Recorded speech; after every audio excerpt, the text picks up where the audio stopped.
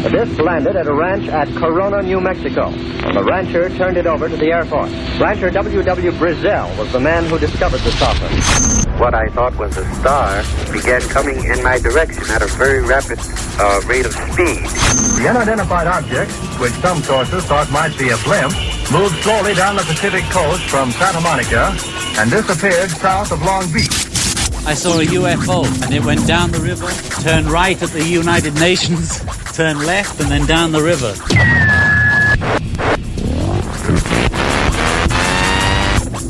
UFO Classified. UFO Classified. No more plausible deniability.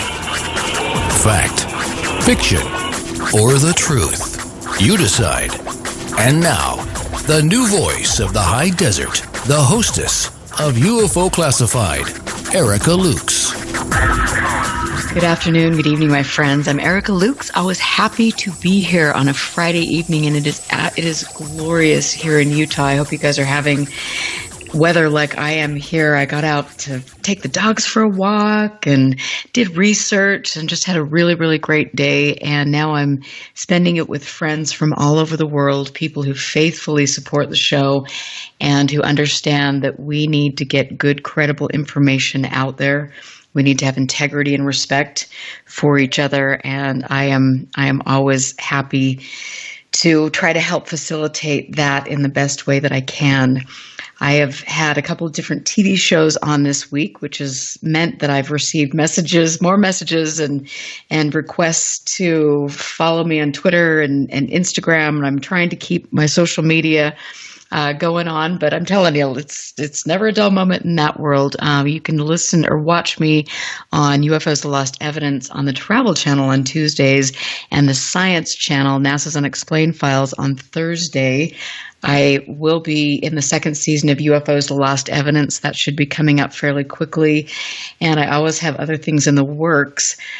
But my big excitement that I need to tell you about is the fact that in less than a month, I will be in Santa Clarita visiting my dear friend and co-author Gordon Lohr, who has been on my show many times.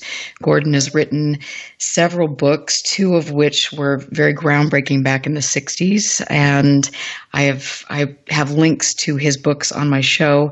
I will also be with archivist Tom Tulane, who was on the show last week with Barry Greenwood, and I will be with Jan Aldrich too. I will hopefully get to see John Greenwald and Greg Bishop while I'm there, so it will be a wonderful opportunity to meet people in person and to also help Gordon with historical archiving. He's got some incredible files there, and then also to work on the book, which should hopefully be out by the end of the year. I'm really excited about that. So I will be posting videos and photos online, so you can all join me on this once-in-a-lifetime adventure. It'll be really, really cool. I am, honestly, as you know, I feel very, very passionately and very deeply about this subject. I have had a lifetime full of experiences, and like many of you, I don't know how to process some of that. I have turned to the UFO community for help. It has been difficult, as most of you know, but I have been blessed to find people like Scott Brown, like RJ, like Northern UFOs, David Cook, Doug, Bruce, all of you, and Phil. All of you are here because you understand that there is something that affects all of us, and it deserves to be respected, it deserves to be studied, and it deserves to be dealt with integrity. The three people that I have on tonight are people that I have been in contact with for over a year.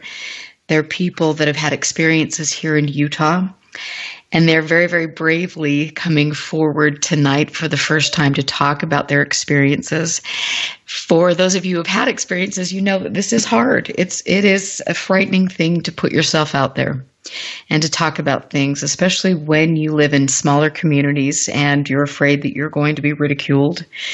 But I am honored. This is why I do this. And so I want to just welcome, first of all, my two guests for the first hour, Doug and his beautiful daughter, Pam, who have had some interesting experiences, and you came on the show last minute. So thank you so much, both of you, for doing this. I'm honored to have you here. And so we're going to start with Doug. And Doug, first of all, how are you? What's going on in your world? Too bad. Thank you for being here. And I want to start from the beginning so people have a background as to what your first experiences were and how you evolved and are now out there with incredible gear doing research. So start from the beginning.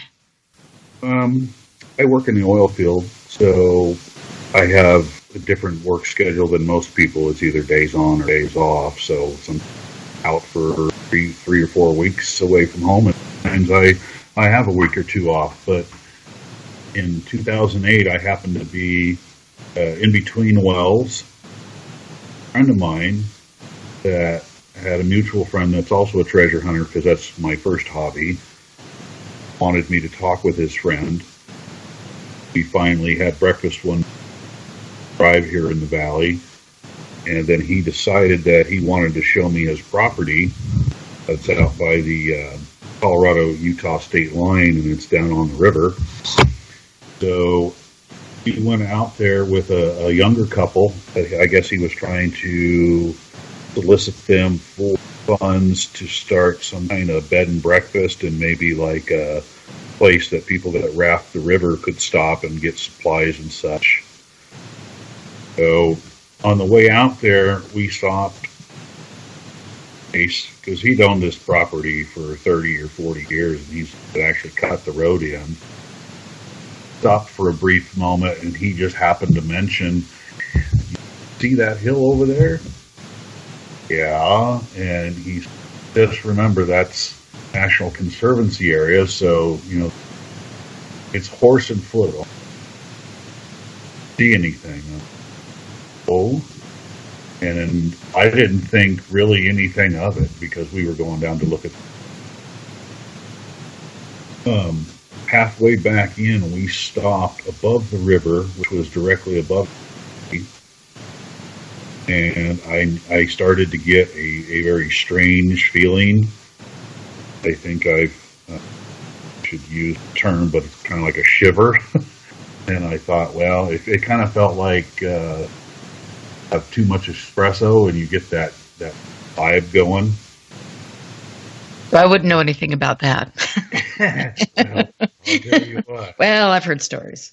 Well, oil field, sometimes we have to because we're up for 2 days straight. Right.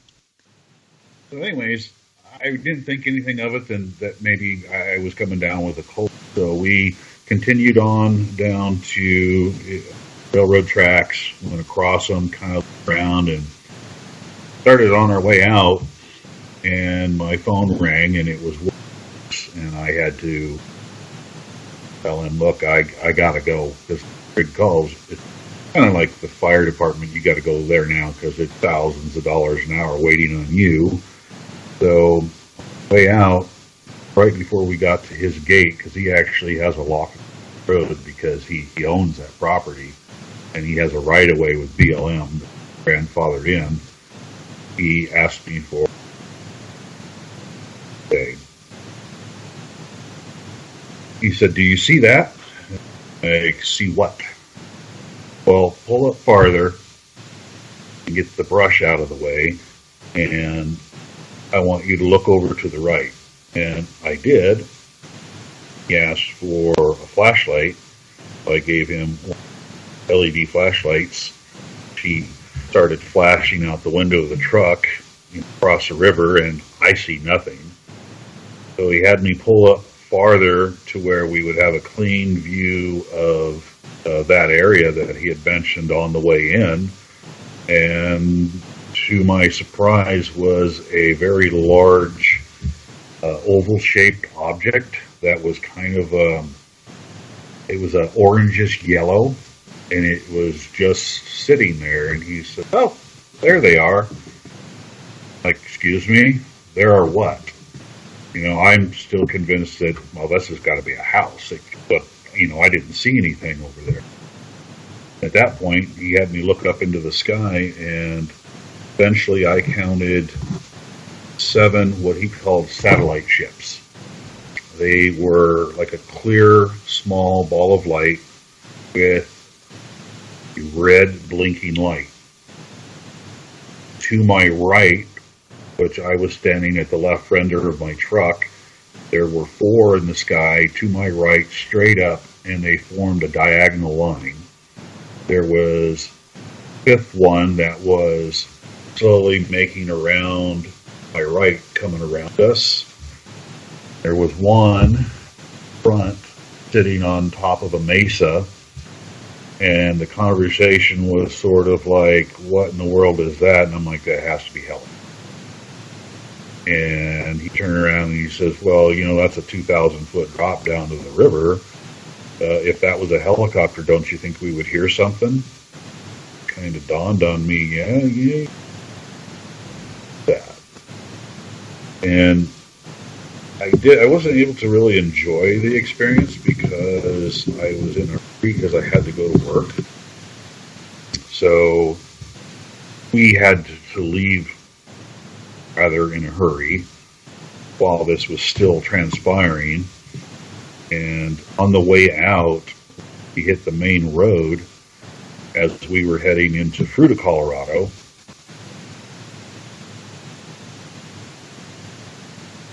One of those lots was on the opposite side of the freeway, low-lying hills, and matching us in speed, which was weird. But of course, to me, the whole afternoon, evening was weird. And the only other odd thing that happened on that first time was a phone rang during this process of heading back to the house, and I couldn't dig it out of my jacket fast enough to... It was a really strange number when I looked at it later. It had what ended up to be a Florida area code, and then it was 777, followed by 4 sevens, which I thought was really odd. But there again, the whole night was odd. I can't say it was related, but rather odd. So that was basically the first experience. And so tell me about your family. Did any of you ever talk about this when you were growing up? Did your parents have experiences or things that they would consider paranormal or the otherworldly? I mean, what was... No, I grew up and had semi-normal life. UFOs and the subject has always been something that interests me because I have an open mind and who would believe that we're the only sentient beings in the universe, that you have a very close, probably lots of life in the galaxy. And the funny thing is you can read all the books you want, watch all the TV shows, and think that you're up on the subject. When something like this happens, it will really knock you back in the chair. Because I had to go straight to work, and my driller mentioned to me, he goes, what happened to you? Why, you're white as a ghost. I basically sat on my side of the shack for 2 days and processed what had happened to me. Which, I wasn't expecting a reaction like that out of myself. Interesting. Well, I know when I've had experiences or when other people have, and it takes it out of you. And this is just so out of the norm that I understand that. And I've interviewed people, from all over the world that have had similar types of experiences and then fallout from specific sightings. And so let's let's talk about the area specifically where you were having these sightings. Did you do any research about it to see if there were other sightings or reach out to people that you were working with? This is back in late 2008. So the first thing I did, of course, like anybody else, you get on the internet and start trying to ask questions, but then you soon realize that nobody really takes you serious, thinks that they are channeling beings from another planet, and I kind of call it the fruits and nuts approach. So I basically kind of kept it to myself. In fact, the funny thing is I mentioned it to some family members at a get-together, and years later, they actually went out there on their own, and so far they are 3 out of 6 for having their own sightings in the same area. And that's where I really appreciate your dedication to talk to somebody out of the clear blue, because you're the only one that I have ever been able to sit down and just let it out. Well, I'm grateful that you reached out to me, and that we could talk about this, because I know that you're out there and you're dedicated and you're buying equipment and you're sending me information, and I appreciate that. It's been great to get to know you and to have you you came to Nick Redfern when he was speaking at the Utah UFO Archive dedication, which was so cool. So it was nice to meet you in person and things, and just to hear your experiences, and then to know that your daughter was involved or is involved in this has been, it's important, because this area we don't have a lot of documentation, and so that's what we're all doing, and I really appreciate that. Yeah, I'm working on getting a quad together right now. I'm going to start going out for Christmas. I saved some money, and I purchased myself a PVS 14, which is the night vision monocular that's used by the United States Army. I've also bought some other gear for it so I can do some recording, because that's kind of the next step after I took my daughter out there July of last year. Because on that experience, it got to the point where there were 2 or 3 really good experiences over the years. Then I got to the point where I'd only go out there once a year because I got tired of playing flashlight tag with a light. And I don't know if it's because my daughter was with me. It's the July 1st thing started out like it normally would across this mesa that's about a quarter mile from where I'm, and then erupted into 3 distinct objects directly across the river, moving, changing colors. My daughter even had a thought like, well, why don't I ask it to change colors? And she finished her sentence, it did it. Of course, we tried to get some video of it, and we have some, but it's from, a phone and camera, so it's not of the greatest quality, but I think if I can get out there and it will show itself, the night vision is probably going to be the way to go, because you're looking at something where you can see an IR. Right. And I want to just tell our listeners that it is very difficult to videotape something at night, and you have been very diligent about doing that, and you've also been great about sending coordinates and doing your own investigations, which is really important. I think a lot of times people have sightings and then they don't do anything with it, and I can't do that. A lot of us have to learn how to do that on our own. Yeah. And it's cool that you do that. Handbook to go by, so you have to ask a lot of people. As a matter of fact, the person I'd like to thank is David Beatty. I think you met him from the ATIP forum. Right. 2 weeks ago. He's pretty much an expert with cameras and that kind of technology, and he has graciously helped me understand technology and what I should and should not buy. That's a great help.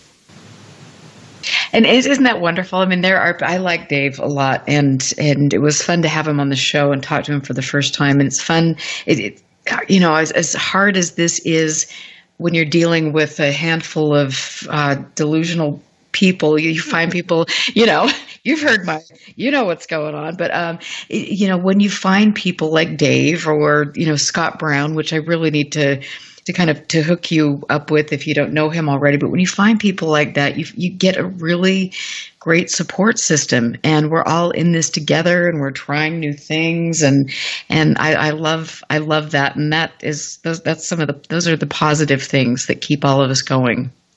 Yeah, because you really, if you were to talk to anybody and you mention what you're up to and why, you get that look, and no one to talk to you or help you I just want to be able to document it. I think the first thing that drives a person is, I saw it, no one believes me. If I can figure out some way to capture it with this, and one of the reasons I love to send it to you right away, because I send it, as soon as it comes out of the camera, I'll send it to you.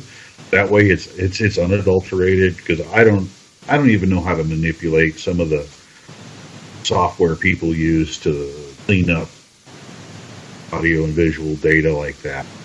So that's kind of a nice thing. When it's coming from me, it's just coming from a layman, and I don't know. I know how to take the video, but that's about the end of it. Right. Absolutely. And I will say that you have taken some great video. This time, because your eyes get used to the dark.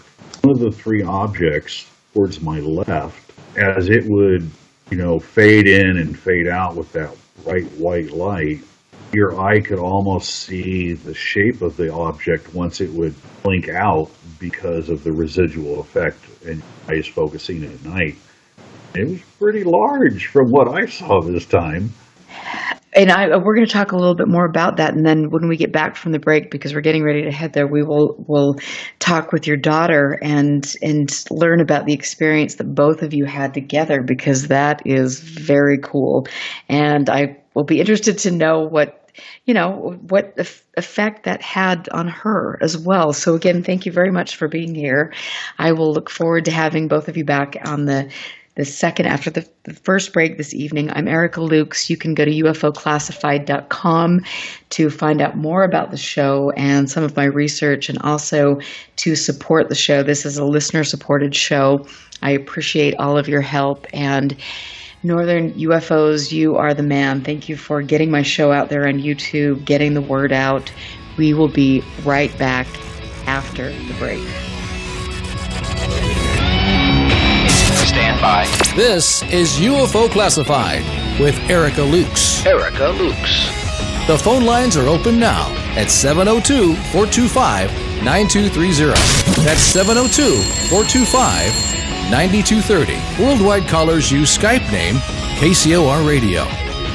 More UFO Classified. UFO Classified with Erica Lukes on the KCOR Digital Radio Network. After this. Toxins are everywhere, from the air we breathe to the food we eat and the water we drink. In a world where 80,000 known toxins and heavy metals threaten our very existence, how are you going to protect yourself and your loved ones? Introducing Pure Body Extra Strength, the world's first colloidal zeolite that helps trap and remove toxins as well as heavy metals from your body that are messing with your memory, clarity, sleep, and focus. Don't just take our word for it or the testimonials from our thousands of happy customers. Check out the hundreds of articles and case studies on the National Institute of Health website proving zeolite's powerful ability to remove toxins. For a limited time, listeners to KCOR will receive 10% off their first order. To get started, go to trypurebody.com and enter promo code RADIO10. Again, that's trypurebody.com. Toxic junk is all around us, but now you can take back control of your health and protect yourself by detoxing with Pure Body Extra Strength. You'll be on your way to sleeping better, thinking more clearly, and feeling more energetic. Go to trypurebody.com right now and get started today. Now, broadcasting in digital HD radio. In the shadows, a voice cries out. Evidence that you're not alone. You said my name. What is your name? Proof that the living and the dead coexist. Or do they? Every Wednesday night, 6 p.m. Pacific, 9 p.m. Eastern, join writer, producer, and paranormal investigator Greg Bakken on Ghost Box Radio as he explores, interviews, and investigates evidence alongside some of the best in the paranormal community and beyond. 6 people killed. Ghost Box Radio, Wednesday nights exclusively on the KCOR Digital Radio Network, because the dead don't sleep. Ghost Box Radio.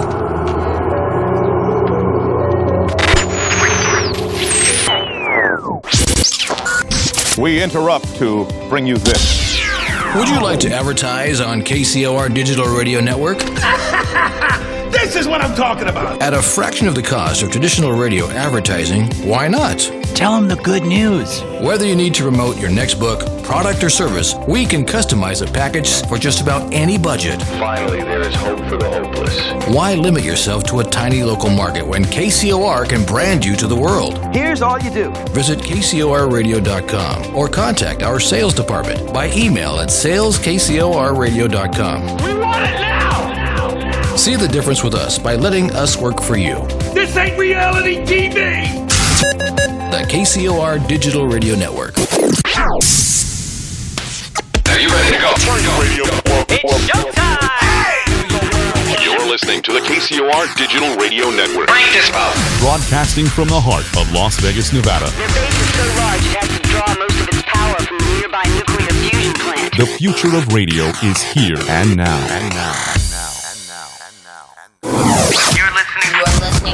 You're listening to UFO Classified with Erica Lukes, where the truth isn't hidden beneath the black lines of a Sharpie. That's the craziest thing I've ever heard.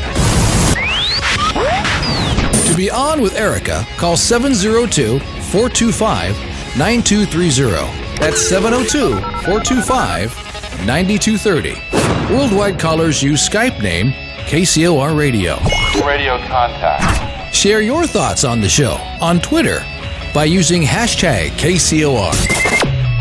Or head over to the live chats at KCORradio.com. The audience goes nuts! And now, your host of UFO Classified. Are you ready? Erica Lukes. Erica Lukes. Oh, welcome back again. I'm always happy to be here on Friday, and thank you for supporting the show, for taking the time to spend Friday evenings with me. For those of you who are new to the show, you can go to ufoclassified.com or ericalukes.com to learn more about what I do and how I want to proceed. My passion is obviously doing field research, but also doing historical archiving. And I am headed out to California to meet Gordon Lohr to do just that with all of his files from the NICAP days and his personal research in the 70s. This will be really, really cool. If you are in Utah, you can stop by my location, which is a wonderful archive. You can study, learn. I can't wait. And I'm actually also really thinking about, and will do this, reaching out to the University of Utah Special Archives to have a show with not only pieces from my archive, but also the work of Dr. Frank Salisbury, who was author of the Utah UFO Display, a very important book on the subject. If you have not read it, I would recommend getting it as soon as possible. It is groundbreaking and it highlights some of the areas that we are talking about tonight. So get that. I am joined tonight with Doug and his daughter, who will be talking with us right now, and we are learning about his sightings over the oil fields and then his exploration, wanting to get good equipment and getting out there and doing all of these things. And Doug, I want to say to both you and your daughter, thank you for being here. I know that you were both very nervous about that. And I told you it was just like talking to a friend, because you are. It is. But, you know, when you've never done something like that, you're really hesitant. Like, what? I know. And it's a interesting thing to talk about. And so for you to be able to come forward and do that, that's a really, really cool thing. And you'll teach other people and give other people courage to do that. So I love it. Well, so, you know, it's a wonderful thing. And I think it's going on a lot more than we really let on to know, just because people don't come forward. You know, they don't, and it's very difficult, because where do you go? You know, you go. That's the thing. Yeah, you go to MUFON and report things, and sometimes you get good people, or sometimes you don't. And I mean, the bottom line is, all of us who try to research this, you know, I don't have a science background. I have had to get in there like you and teach myself everything, and reach out to people who can facilitate my learning process, and you're doing the same thing. And so it's great to find a cohesive group of people that wanted to do this together and don't have any interest in making money or stepping over each other. I think that's really exactly. Hobbyist, I think, is what you could call us. right. And I look forward to going out in the field with you.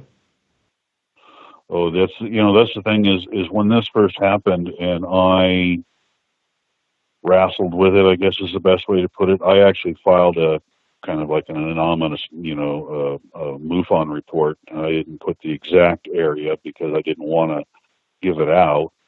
And they really wanted to get out there, but the old man that took me out there asked me, not to talk about this a whole lot and where it is.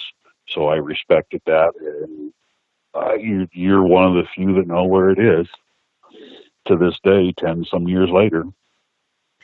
Thank you. And you know what, there's a place that I studied, and I've talked to you about this before. I did field research in southern Arizona, and that site is also a site that, it's not something that we're publicly, we don't want to talk about because it is such a sacred site. And some people that go in there, you look at what has taken place at Skinwalker Ranch and some of the people that just have no regard for people's private property or anything. In fact, I've got to just throw this in there. When I was out at the ranch a few months ago, I was, on the periphery, and there were empty beer bottles. There were, all sorts of trash. And it's just like, are you freaking kidding me? There's a reason. That's funny you mentioned that place because I came so close to having a nice vantage point to watch that place due to work. The company I work for got their own rig together, and unfortunately they had some problems with the rig when they got it to Utah, and then I had to move on to other work, and I was not able to be on that job, but we would have had a direct line of view at approximately 2.4 miles away from the ranch. And I was really looking forward to that, to use my night vision, but it didn't work out. Well, everything happens for a reason. And so now maybe you're just headed in a different direction. And, I want to get back to, before we went to break, you were talking about, the three objects that you were seeing and the white light. And give us a little bit more information about that. And I would love to know the time of night when you experienced this, and then all of the details. Well, I'd really like my daughter to be on with us now because she was right there with me, and she can cooperate and correct Dad if he doesn't quite say it right. And Cam, thank you so much for being here. I know that this is all probably very new to you, and being on the show is nerve-wracking, but you're here and I really appreciate it. Thank you. Yeah. Okay, so go ahead. She actually came to me and said, "Hey, Dad, can we go out and watch the UFO?" And I was like, "Sure, if you want to, let's go." So, because I had taken her out there once before, but she wasn't able to see it. And so we went out, same spot, and this time we brought a little tiny tripod, and I had her get on the tailgate of my old Jimmy and put that up on the roof so she could be pointed, with the camera directly at that little low-lying mesa. And I got up on the rock that I normally stand on that's about 6 to 8 feet off the ground and started in with the light, because that's usually what I do is I signal at that light. And by the way, we always drive out on that little mesa that's a quarter mile away from where we actually are. Actually, it's less than a quarter mile, just to make sure there's no hikers, campers, somebody out there. And then we start in, and then all of a sudden, out of like nowhere, there it starts blinking back at me. Sometimes it's one light, sometimes it's two lights, sometimes it's one light with a little red light. It just really varies. And Cam was down there watching the camera, and I said, "Oh, there it is." I'm like, "Do you see it? Do you see it?" And she's like, "No, I don't see anything." I'm like, "Okay, bring yourself up here with the camera, and I want you to see this." and it kind of went from there. And I want to say this is right after it got dark, so I'm going to say 8 o'clock at night, 8:30, something like that, on July 1st of last year. And then she got up there and went, "Oh, what is that?" She actually got to see it. And then somewhere in there, it kind of stopped for a while. And she kind of said something like, "Wow, look at that." And I'm like, "What are you talking about? There's nothing over there." "No, look over here." So I looked straight across the river, and holy moly, there was 3 of them. There was one low to my left, one low to the right on the other side of the little valley, and one up high, which that one is the one that did the oddball flyby at the end of the night that kind of spooked us. And during this, we could stand there and do, it's really hard when it's dark to hold a camera, whether it's your phone or a DSLR or whatever you have, and try to focus on a light that's not constantly on and moving. So I think we did a pretty good job. And like I said, I was actually able to see behind it as the residual light effect after it would blink out.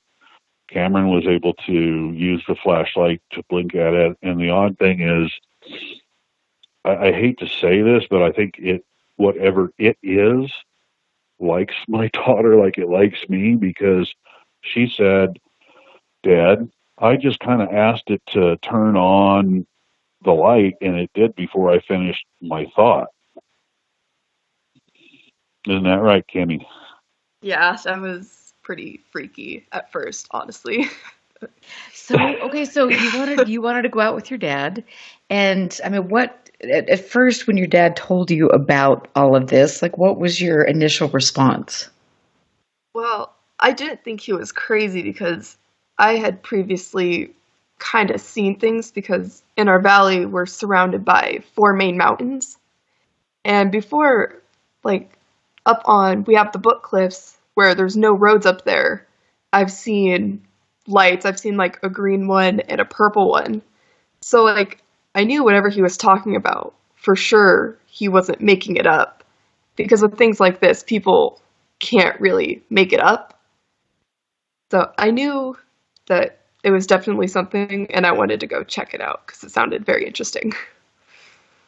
And so, and Doug, I wanted to say, because you and I have both talked about, when you first contacted me, and I was saying, make sure you've got, all of us can get apps on our phone to make sure you're tracking airline flights and yada, yada, yada. And you did all of those things. So you put things through the paces so you could rule that out. Yeah, that was a Sunday night, and I even showed Cam, we got that flight tracker, and in that time frame, all the way to past midnight, there were no flights whatsoever in the valley. So whatever it was definitely not. It wasn't on the radar. And what else? I mean, what else is in that area that you had to kind of put through the paces and rule out?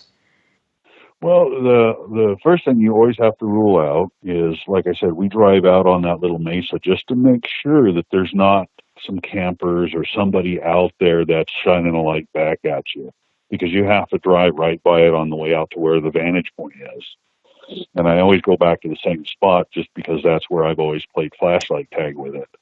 And it's big, for a long while. It was something that I just went out and did it once a year just to make sure it was still there, because it's kind of like pinching yourself. Did I really see that? Did I really see that? And, that's why I'm really happy that my daughter came out, because she witnessed the same thing that I did. And this was the first time in probably 5 years that it did more than just sit there, mostly level with the scrub brush on that little low-lying mesa, and did its thing. But I-70 goes right by, and that's a couple miles away. And matter of fact, I told you about this because it just popped into my head last year that there was a gentleman by the name of Bob White who in the early 80s had an experience out there before I-70, I think, was built. where he came up over a rise heading to Utah, and the UFO took off like a shot but dropped something. And I believe Larry Seekander actually has that piece. It was willed to him when he died. I think you're aware of that. Right.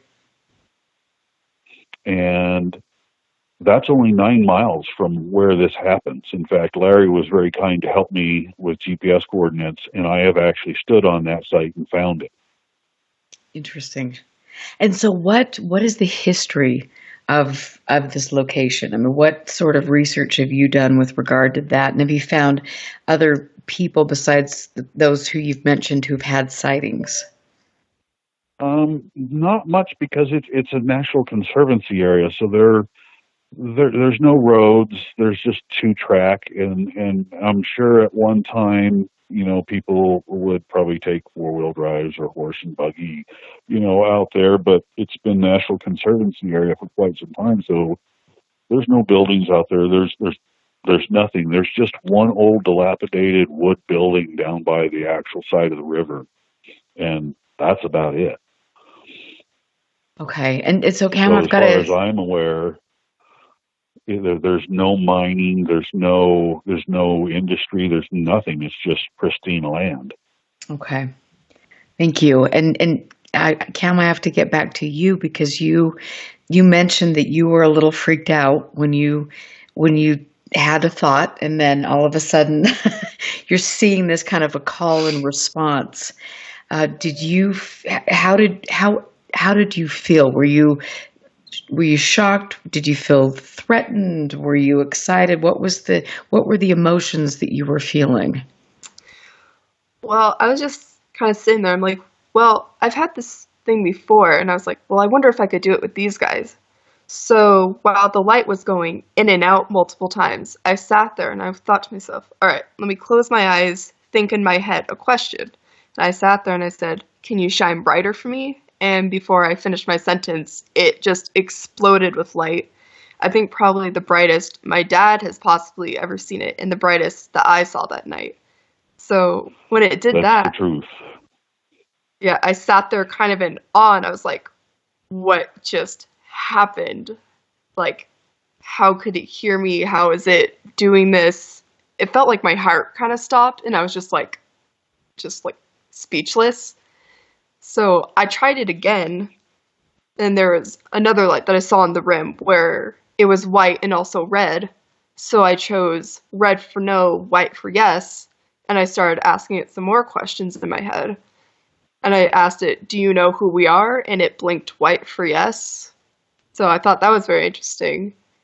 And then I asked it, like, are you ready to be asked more questions? And it blinked red and went away for a while.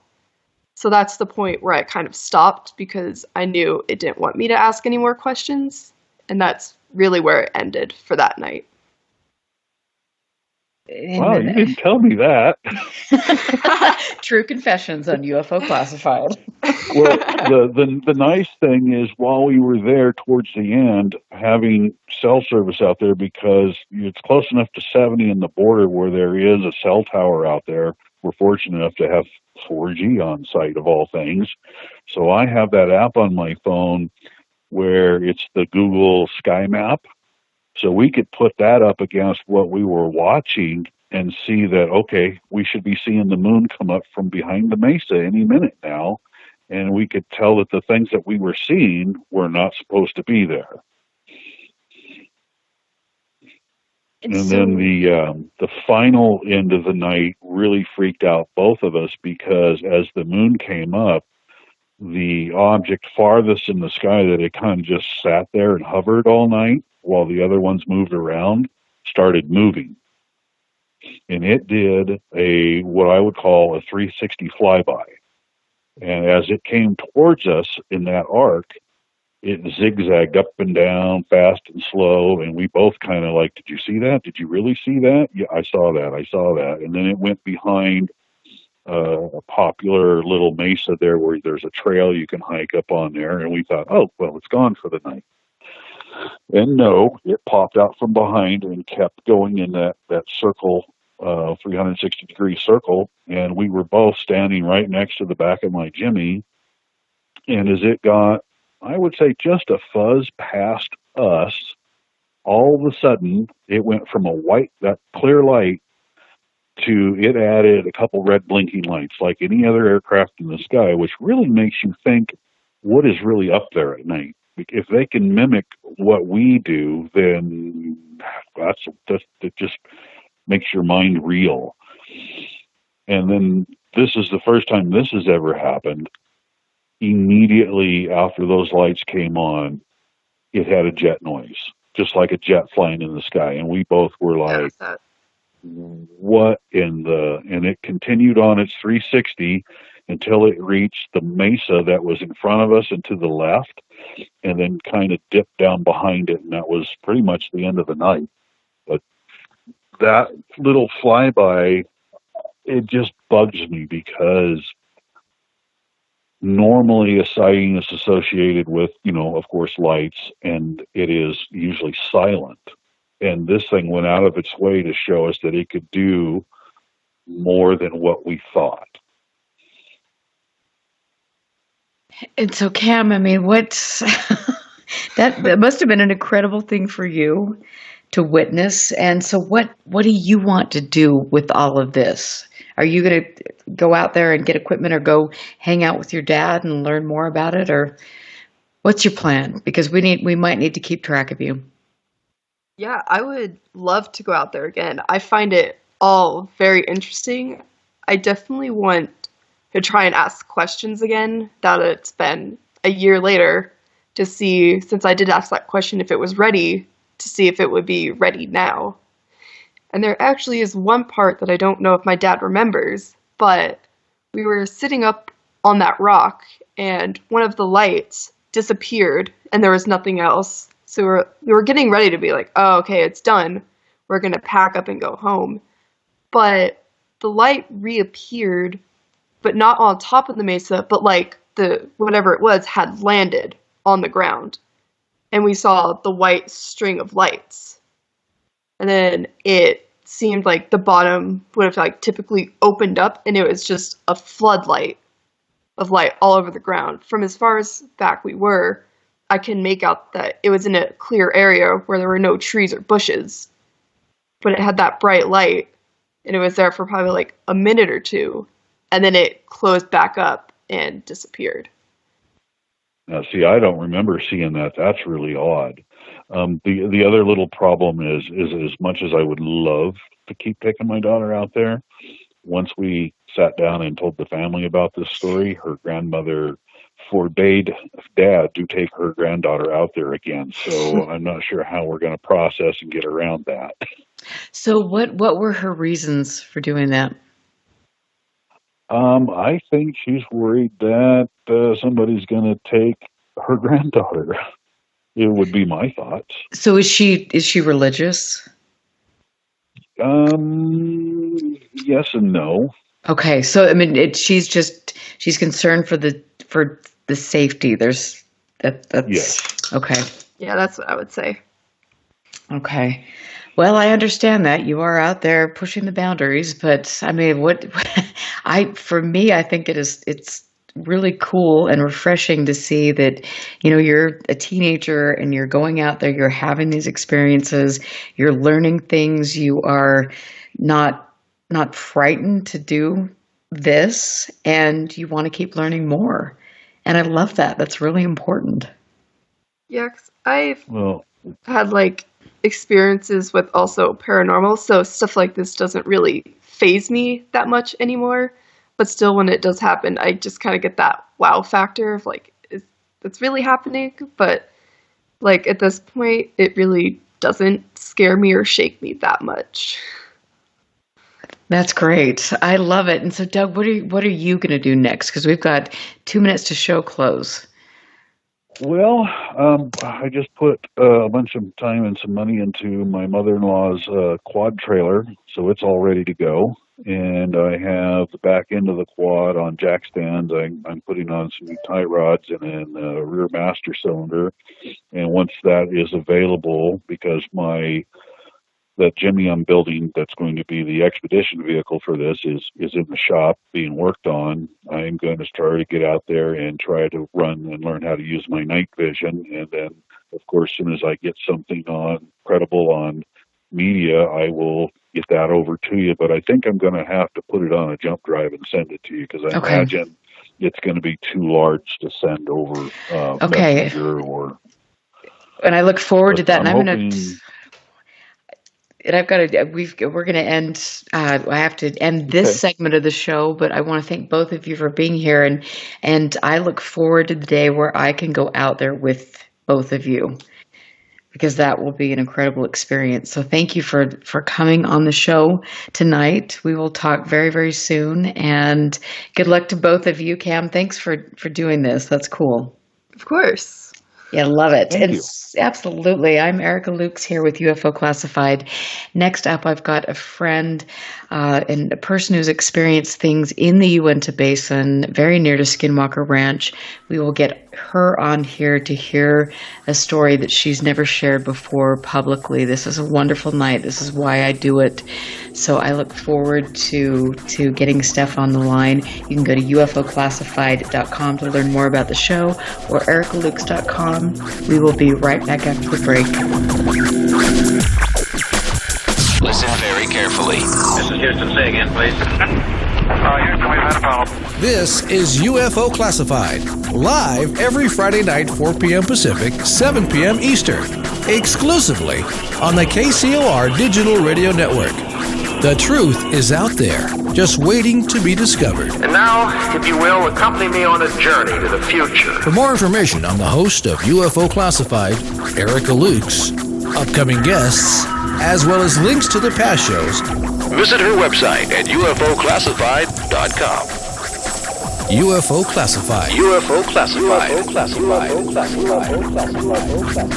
This is KCOR Las Vegas, home of the Digital Radio Network, broadcasting from a shack just south of Area 51. Wait, that doesn't exist. This is the KCOR Digital Radio Network. Now for the news. The disc landed at a ranch at Corona, New Mexico, and the rancher turned it over to the Air Force. Rancher W.W. Brazil was the man who discovered the saucer. What I thought was a star began coming in my direction at a very rapid rate of speed. The unidentified object, which some sources thought might be a blimp, moved slowly down the Pacific coast from Santa Monica and disappeared south of Long Beach. I saw a UFO, and it went down the river, turned right at the United Nations, turned left, and then down the river.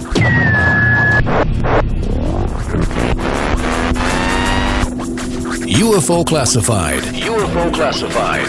No more plausible deniability.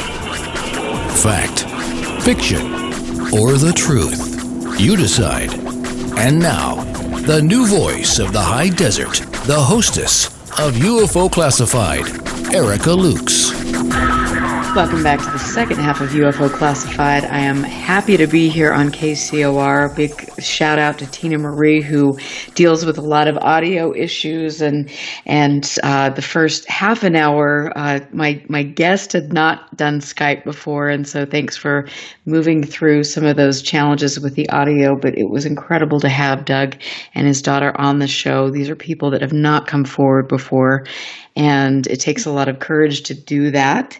So I appreciate all of that. There's so much going on here in Utah, and I have been working diligently for years to amass research, to make connections with people, to get out there and do field research. This is a very, very special place.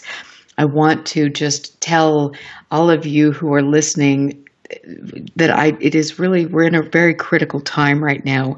We're seeing a lot of disinformation. We're seeing a lot of delusional people that have inserted themselves in this subject, who are trying to make money, who are trying to obtain data, manipulate belief systems. And the most critical thing I can tell all of you is when somebody inserts themselves into the narrative, you have to ask for their credentials.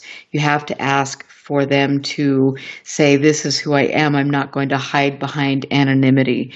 We have to be brave enough and professional enough that we're going to put ourselves out there and do that so we can create integrity in the subject. There is no room for bullying or intimidation or harassment in this field, and that is what I strive to hopefully work through, along with people like Scott Brown, Amy, Northern UFOs. We're all here to do this together, to do it cohesively, to do it with respect and integrity. So any of you who are looking for answers, make sure you find it from a credible source, because there are lots of sources out there who are not credible. Also, make sure when you're looking at somebody and their credentials that you have enough common sense to ask whether their credentials can be backed up. And a lot of times people in this field have put forward credentials that are absolutely untrue, and we deserve better than that. I know that all of us would put forward our credentials. So on that note, I am here with a woman that I've become friends with, and I cannot wait to see her. Yes. I know. I feel like you can't. Can you hear me? Yes, I can hear you. No, and okay. Steph, I first of all, thank you for doing this last minute, and thank you for connecting with me and sharing your experiences. You live fairly close to Skinwalker Ranch and are in a unique area, and so tell us how you first got involved with this.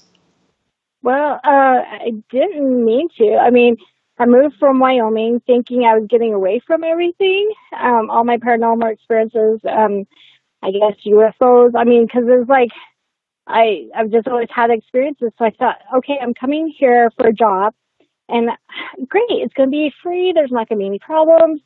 Find out my job is pretty much right north of the Skinwalker Ranch, and I didn't quite understand it at first, and I was having experiences, and then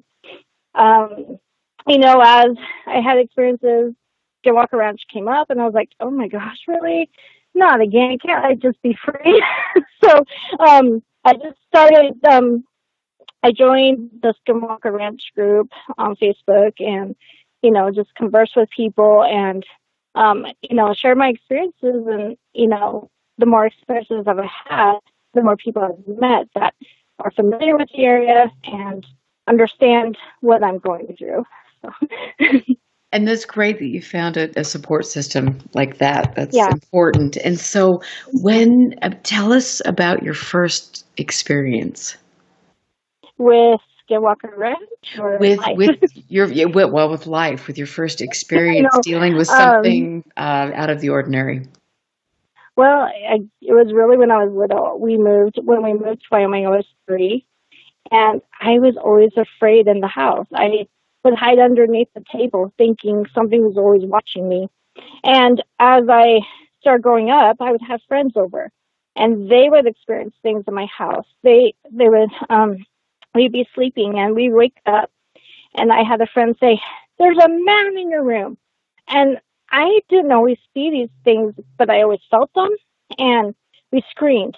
And I thought for sure we'd wake everybody up in the house. Not a sound, nobody. Also, when I was in 3rd grade, I would say it was like a dream to me, but it was like, I think it was an experience. But you know how we try to block things and try to make it feel like it was a dream, but we know it's real? Right. You know what I'm talking about? Right. Yeah. Okay. So this one, I felt like I was took out of my house, and with a young girl. And I got around to our shed, and there was a bright light, and there was this, I would say, reptilian type person there. He was in a uniform type, onesie type thing, with a patch on his left shoulder, like around the heart area to me. And I remember him saying, you need to come with me. And I said, no, I will not. And I remember him breathing air on me. And I remember it was really sick. It made me sick to my stomach. I was sick for 3 days. I was the only one in my family who was sick for 3 days, throwing up. I couldn't keep food down. I laid on the floor. And it was in July. I remember it was being in July. So to me, that was another experience. And then when I was a teenager, people would see people around me. I was at a friend's house that lived almost in the same neighborhood. And we walked into her house, and there was nobody in the house but myself, my little sister, and her. And I was the last one in. And she turned around. She screamed, like bloody murder. And there was a man behind me then. And we ran into her bathroom. We got in the shower. We're just standing in the tub and freaking out. And I kind of scooted down. The water came on, so we're really freaking out. She won't even talk about that experience. I've asked her, and she won't tell me anything about it. Because he was behind me, so I don't know what both saw. So, and then there's been other times where I look up. I remember, Erica. It was because I really try to remember these memories. I was in 5th grade, and it was a triangle. The black triangle was hovering on the mountain by our house, and I remember staring at it. My little sister ran inside. I was staring at it, and I don't know how long time I was there. I remember waking up from the daze in the way, hearing my mom doing dishes, but I'm outside. So when I've had some of these experiences, my hearing is very intense. Like it feels like more sounds around me, like I'm in my house or something. And then, that was more during military, because in May, I had another experience, but I don't want to discuss that on the radio, okay? Absolutely. So that wasn't, and we could talk about some other time, but it was related to that experience of seeing the triangle. And then I've had people, we were playing kick the can, they thought it was me to chase that person, and I'm not even there. I wasn't even in that area when they were chasing. So there's just been things like that. I've seen the lights. I've seen the ships, the sky. When I moved here, it was March 17th, 2016. I moved here in August, 2015. But I remember driving to work and seeing the orange orb. And I was going to stop. So I waited till I got to work, because I thought, I'll get to work. If it's still there, I'll take the video of it. And because I didn't want to stop, there was no cars around on the highway. I mean, I'm just going up Highway 40, and the orange orb crosses in front of me, but I'm like, don't dare stop. And so I have a little video of that. And then I've had videos of UFOs going on State Highway 121 to La Pointe. So there's just, I see them a lot. So, yeah. So thank you. So I have to ask you, when you had these experiences when you were younger, did you talk to anybody in your family about it? Not really. No, I don't. Sometimes when I was little, people called me weird. So no, I did not talk to people. I was afraid to. As I've gotten older, I like it when I have my camera, because I could document it. Or if I'm driving with someone, I'm like, hey, I have a witness. It's hard for me to feel comfortable talking about things if I don't have a witness or I don't have proof. But what I do have is those people that have been with me, that haven't had experiences, and they don't want to talk about it. So, yeah.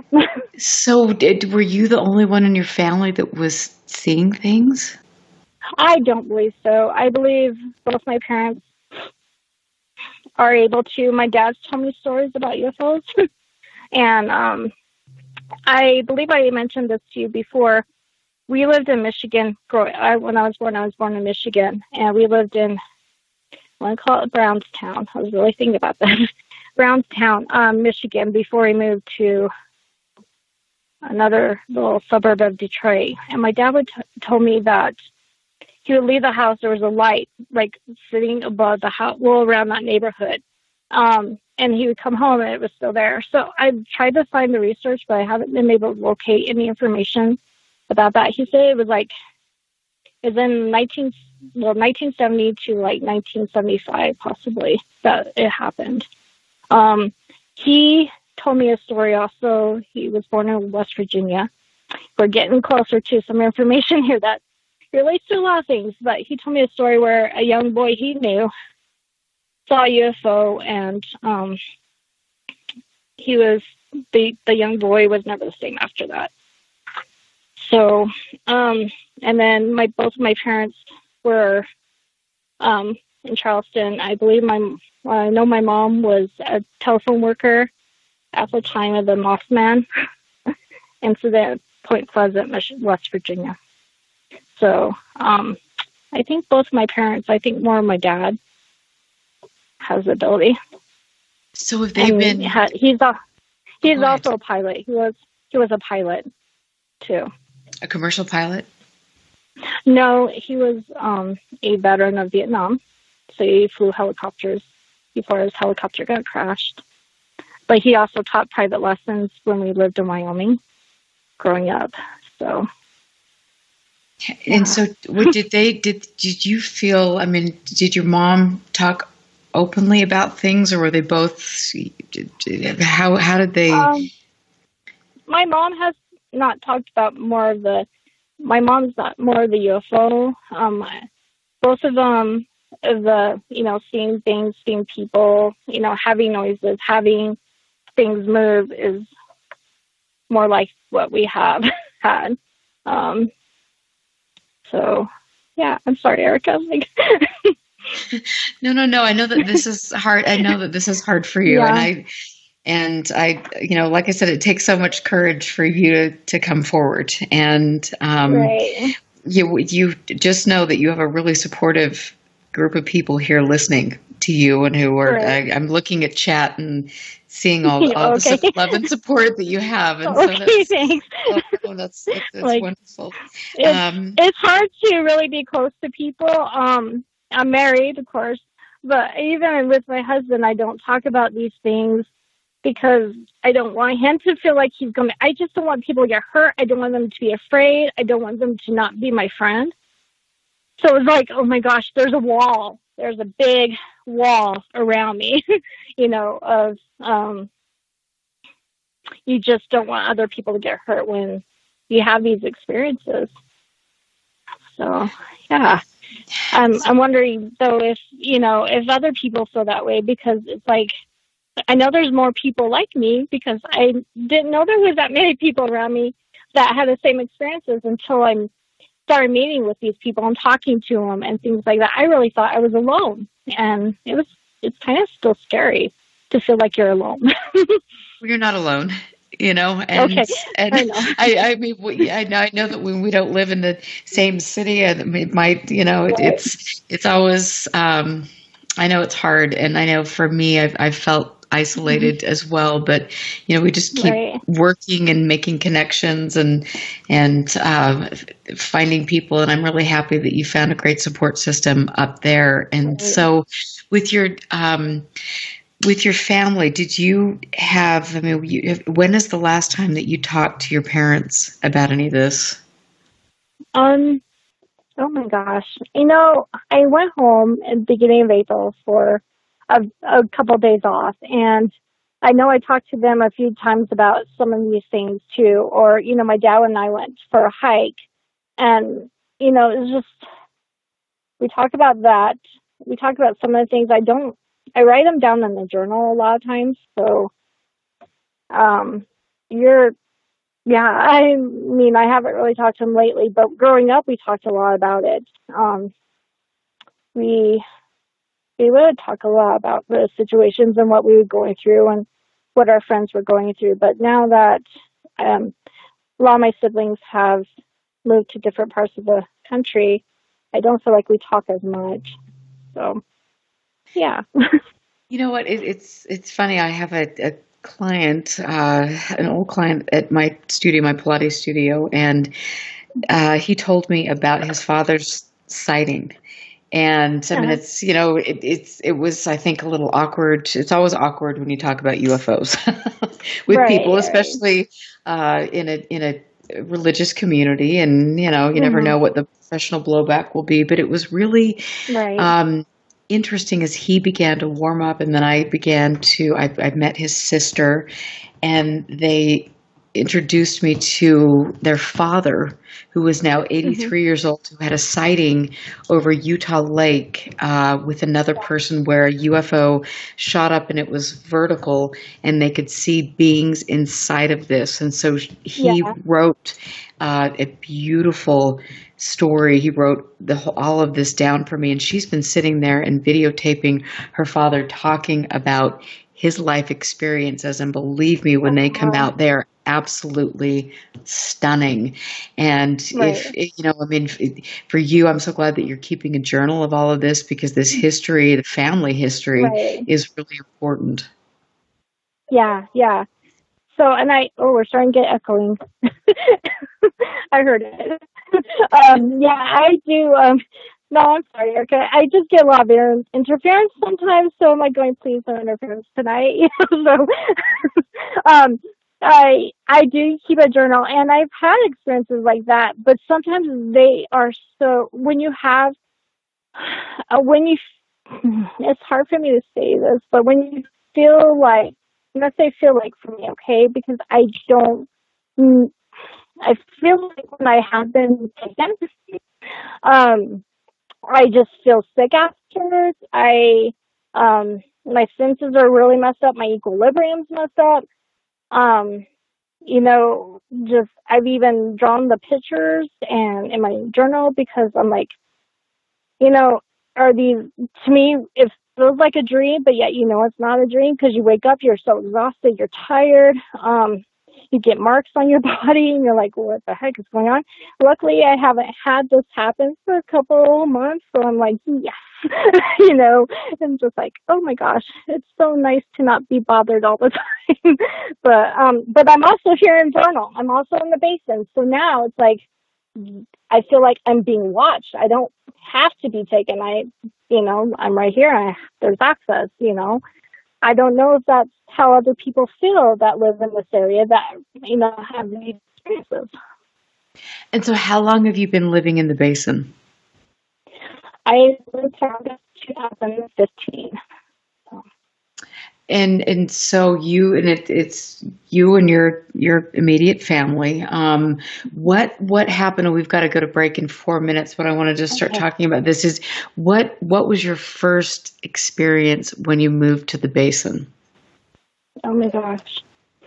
I felt like all the houses were. Now there's also normal feelings like for me. All the old houses are old, like time is trapped, nothing seems to be updating for me. It's like I go into the house and like you feel something, you're like, oh my gosh. So you try another house, you have the same kind of feeling, and you're like going, right. And then when we rented the place, it was right by Ashley Creek, and I had lots of experiences there, which is weird because it's like right by the water. Maybe that's why. I just remember I had, maybe after break, I'll tell my experience about my reporting of a UFO. Would that be okay? Right. Are you there? Yeah. And you're kind of moving in and out. I think your cell. Oh. Well, you know what I'm telling you. It's the way it's rolling tonight. Yeah. I'm here. Can you hear me okay now? Yes, yeah. Now you sound really good, actually. And okay, I picked up my phone. It's on my lap. Well, then there you have it. I'm telling you. Yeah. So you had these experiences when you moved there. Yeah. Did anybody in your immediate family have anything that happened? I don't believe so. Okay. But I did have that one that I reported to somebody, and they came and investigated and documented and videotaped my experience, and they had experiences. So I don't know if that's something we could talk about a little. Absolutely. Yeah. I think we should talk about that a lot, because that is really interesting. And before we go to break, I mean, what? Mm-hmm. How are you feeling now? I mean, you said that it's been a couple months since you've had things that have taken place, but are you feeling good? I am feeling good. And I feel good. But yeah, I still get that feeling at night. I look out the window a lot. Keep the nightlight on. Keep lights on, It's kind of crazy. So You know what? It's not crazy. I have honestly, Okay. this is a little disclosure here, but I have always slept with the light on. I will never. Yeah. Somewhere in my house, that's just the way I roll. So I think it's interesting when you have experiences from childhood on and how that affects you, and that's why all of us have found each other and why we're here and trying to push boundaries and figure out what's going on. So I look forward. That is one thing. I'm sorry. I know about my siblings is we all sleep with our light on. So we all do sleep with lights on. Yeah. Well, I'm excited to talk a little bit more about this. When we get back from break, we're going to take our last break for the evening. I'm Erica Lukes here with Steph, who lives in the Uinta Basin. She's had a lifetime full of experiences.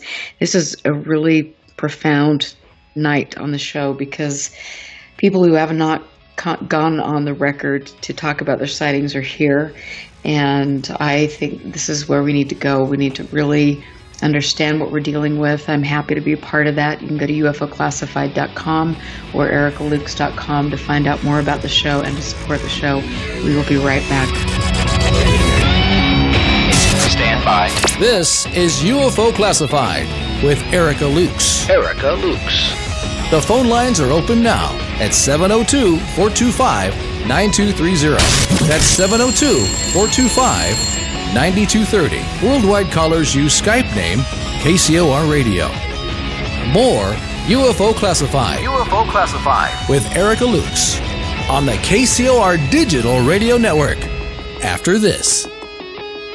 Vegas, baby! Vegas' #1 source for talk and new music. How cool is that? 1 million miles till midnight. A story of timelines, artificial worlds, simulated races, and the galactic imprint, and the destiny of a blue world called Earth. 1 million miles till midnight, written by Solaris Blue Raven, is a journey through the mind's eye which allows the reader to surf a wave of technological and multidimensional intellect, revealing a bridge between conscious design and the truth. A multidimensional bleed-through awakens the world of artificial intelligence to set sail into the frontiers of a vast multiverse, morphing planets and terraforming ascended worlds beyond the linear programs of a fated race. 1 million miles till midnight will awaken, inspire, prepare, and enlighten one to the many multidimensional states of consciousness and worlds we reside in. With every cell and atom, we are this truth and multiverse. 1 million miles till midnight. Written by Solaris Blue Raven. Available now at Amazon.com. Don't wait. Get your copy today.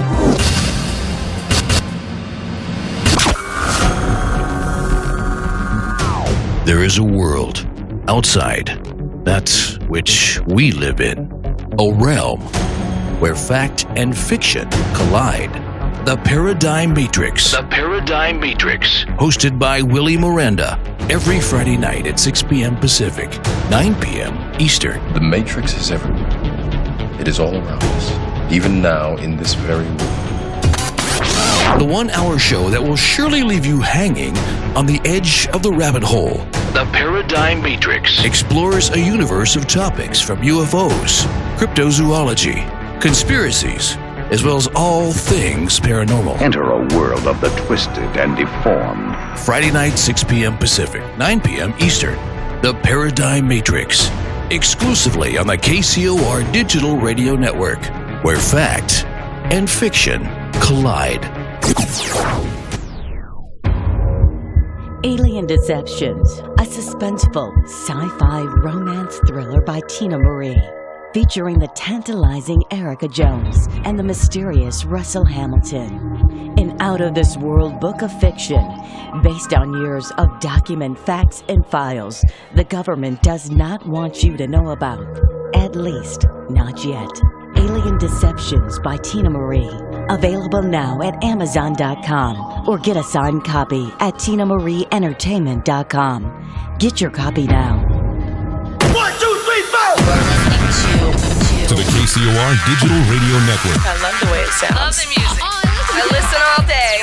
The future of radio is here and now.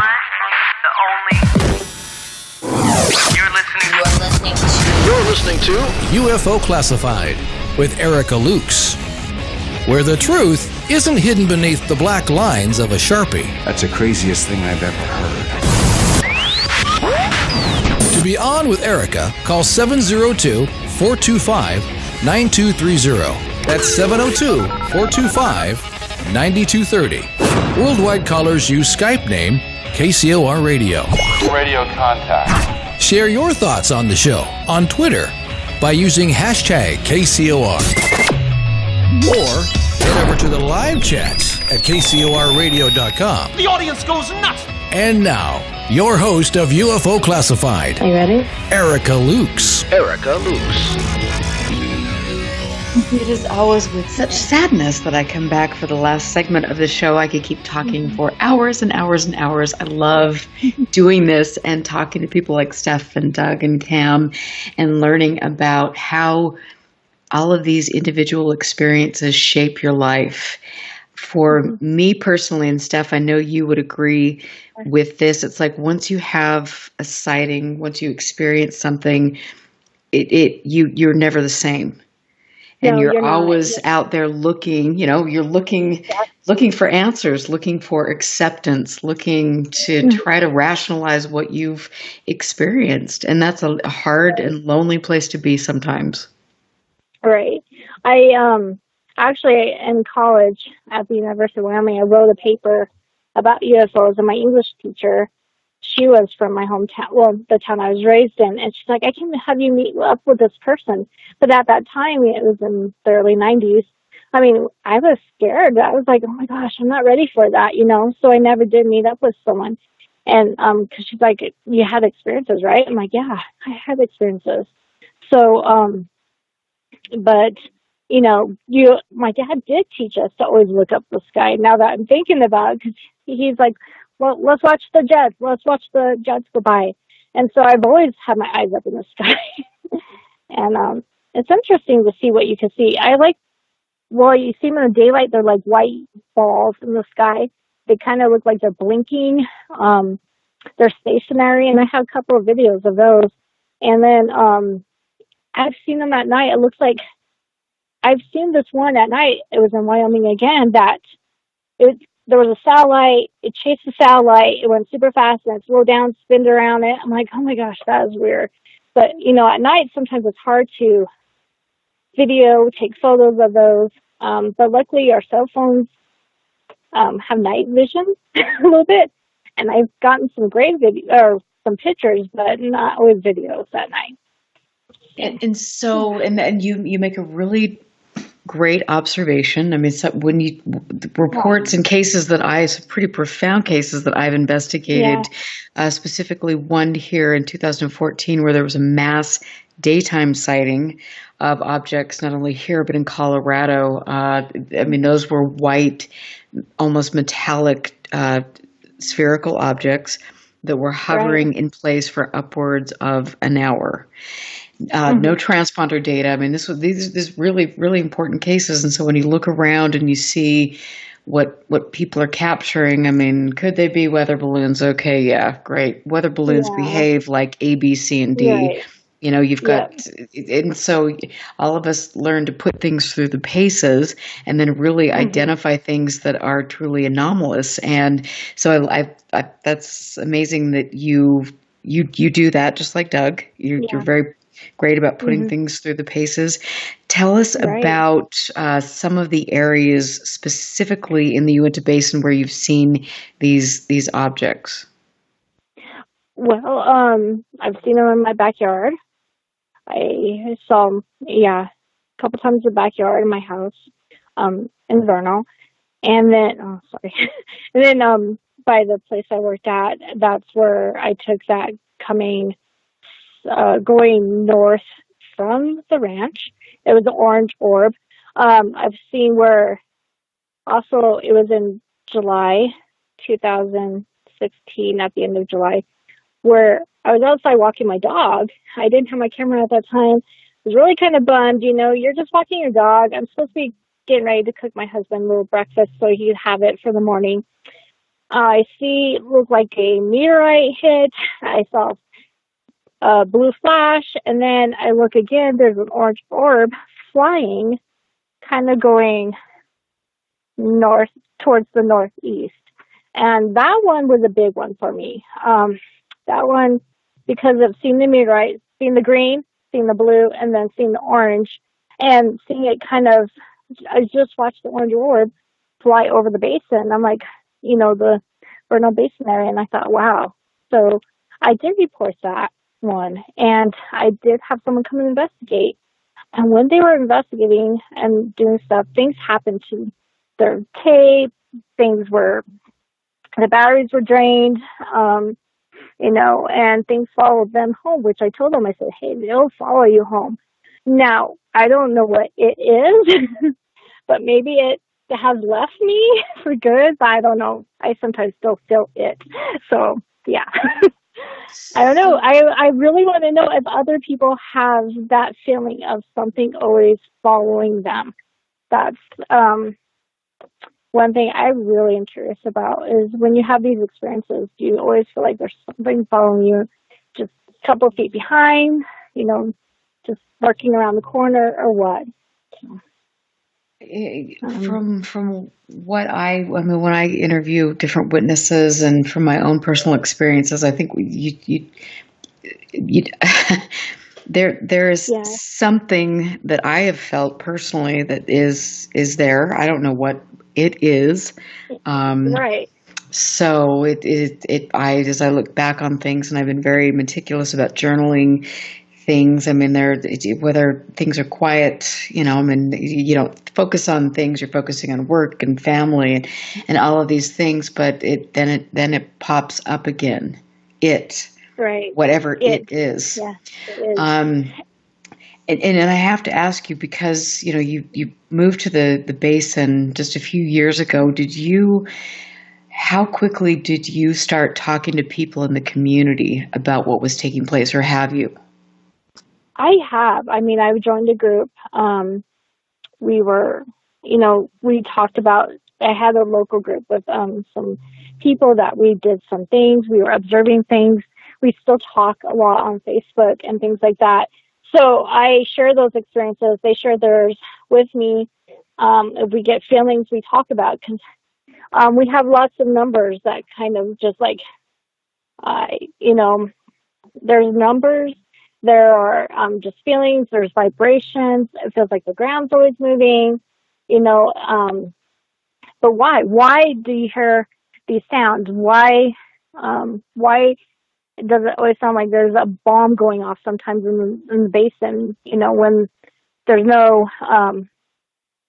none of the companies are, doing mining at that moment,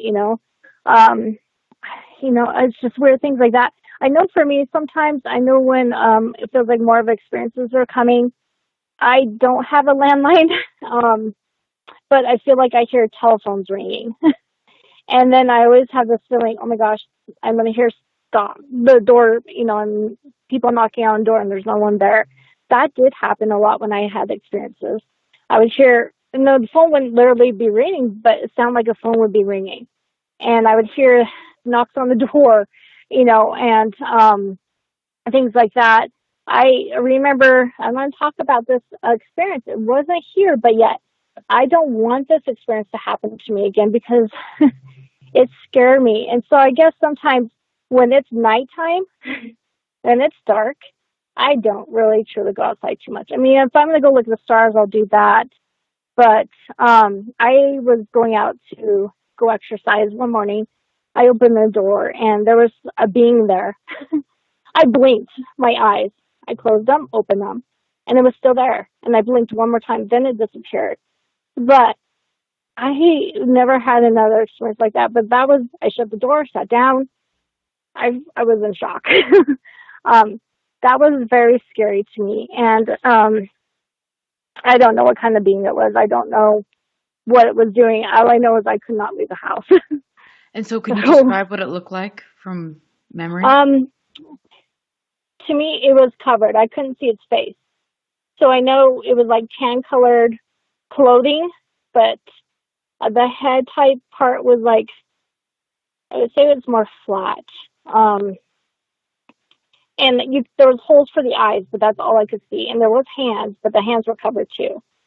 So, yeah, that was pretty scary for me. I mean, when you blink and you think, okay, it's just my mind, but you open your eyes again and it's still there, that's something you don't forget. You just don't. I just remember, yeah.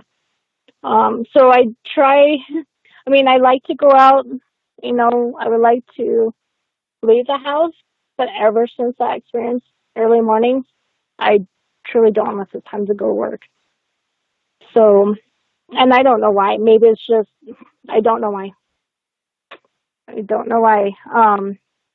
But usually when it gets dark, I close all the curtains.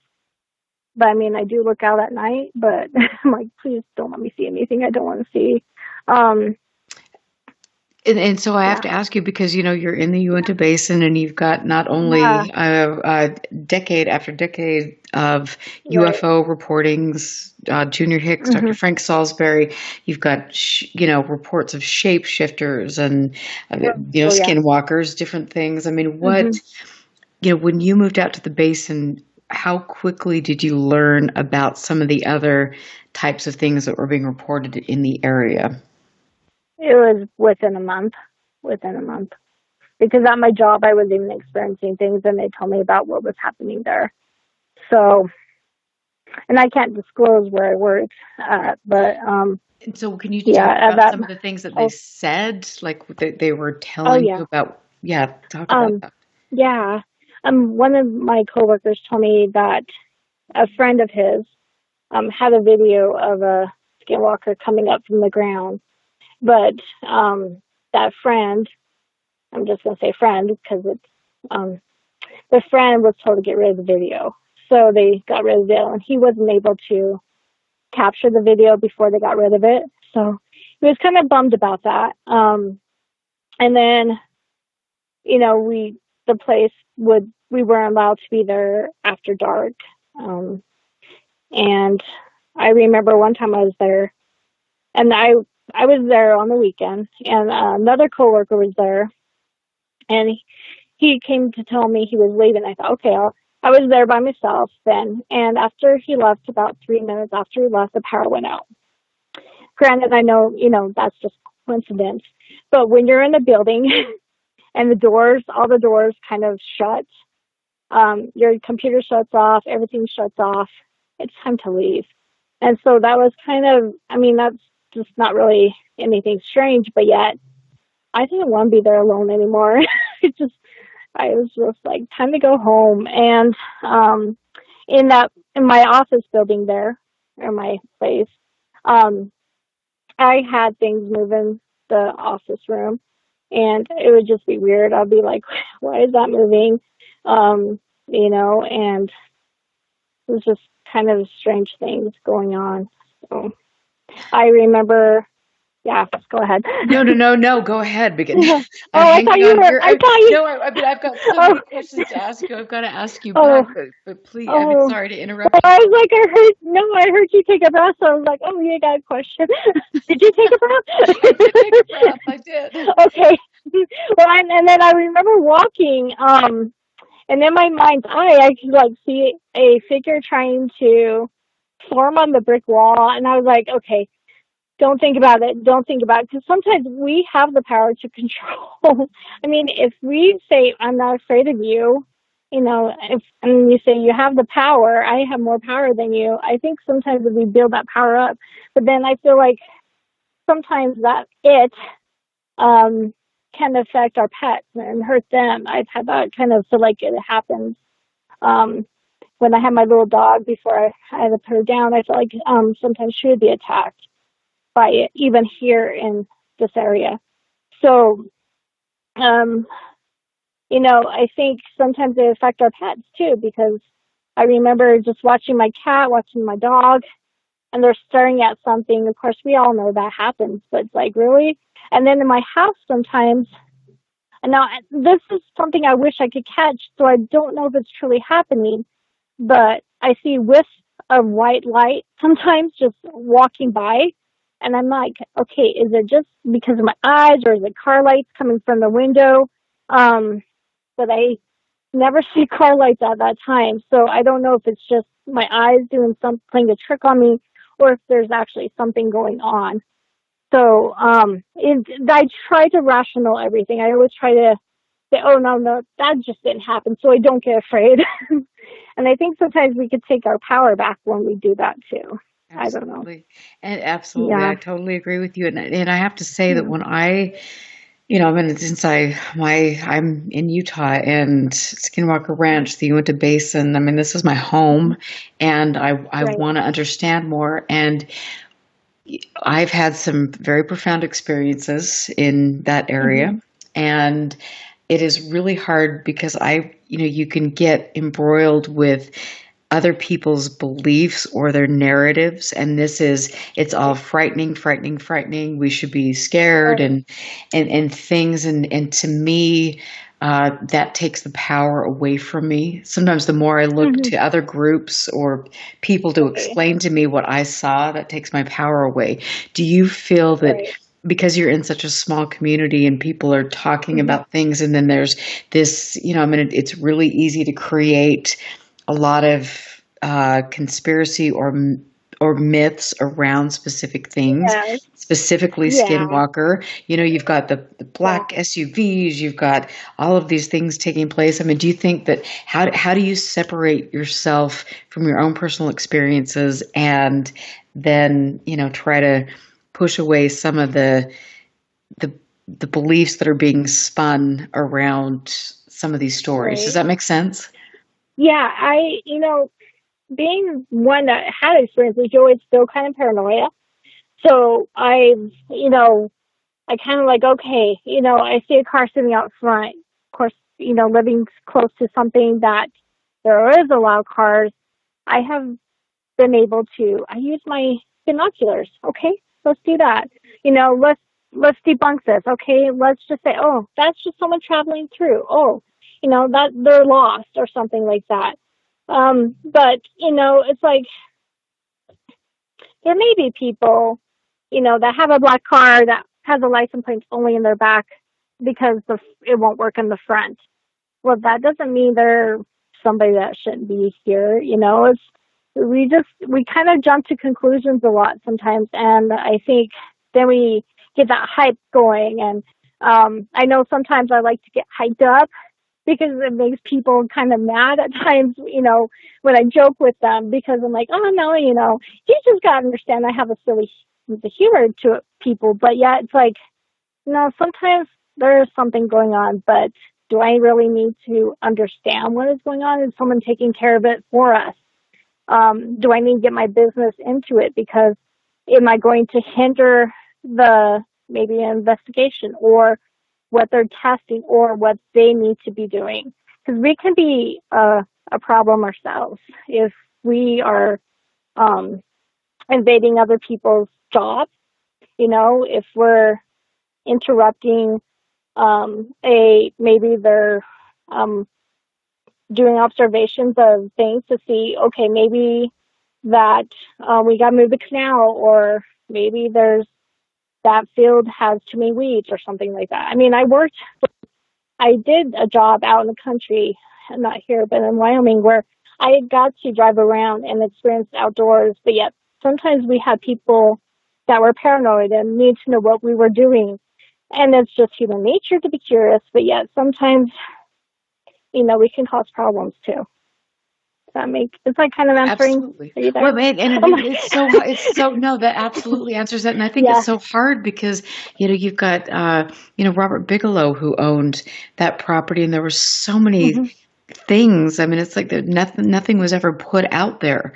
And so people could, kind of create a narrative because they were looking for answers. And so it's very difficult. But for me, I think that there's so many profound things going on, not just at the ranch, but in the whole Uinta Basin, that sometimes it's good to focus on other areas because you can actually research that without all the other, kind of the whatever this is that's going on there. Yeah. And I think that's important. The history of Escalante investigating, coming through here, the Spanish explorer. I mean, it's just, I saw a picture of Starvation Reservoir where I guess there's a plaque there with his name on it. I'm like, I've never seen that before. And he's over there. And I've heard people saying, I've had experiences at Starvation Reservoir. I'm like, well, you know what? Maybe the explorer went that way. Okay, he had experiences. We have the Native American tribes. They have experiences. And so it doesn't have to be just on one part. I mean, I don't want people coming in my house trying to know what I'm cooking for dinner every night.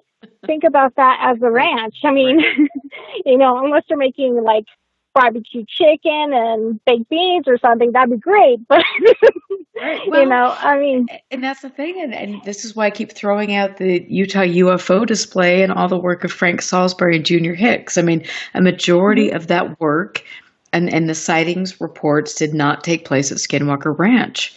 And so, in my opinion, is that the Mecca of all Meccas? I don't know.